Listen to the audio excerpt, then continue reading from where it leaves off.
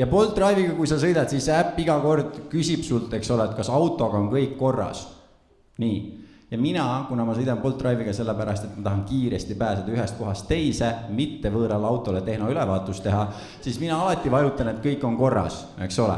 Ja tegin mina niimoodi, kui ühel väga spetsiifilisel korral, vajutan kõik on korras, teen auto ukse lahti ja tunnen räiget haisu, enne juba, kui ma olen autosse istunud.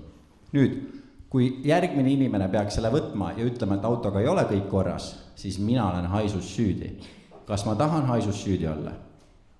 Ei taha.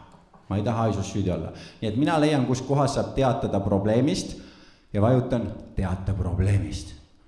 Ja siis sinna ilmub lahter, kus on kirjelda probleemi. Ja mina kirjutan sinna, autos on räige hais. Ja siis selle lahtri kõrval on nupuke, tee probleemist pilti.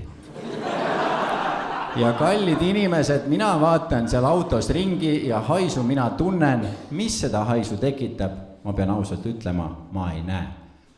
Aga pilti peab ju tegema. Ma siis mõtlesin, tead, väga hea, ma teen siis oma näost pilti.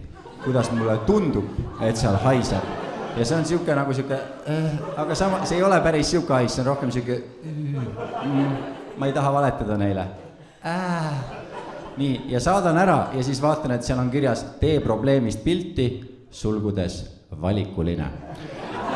Nii et mingisugune see Bolti töötaja sai teate, et üks Škoda Octavia haiseb räigelt.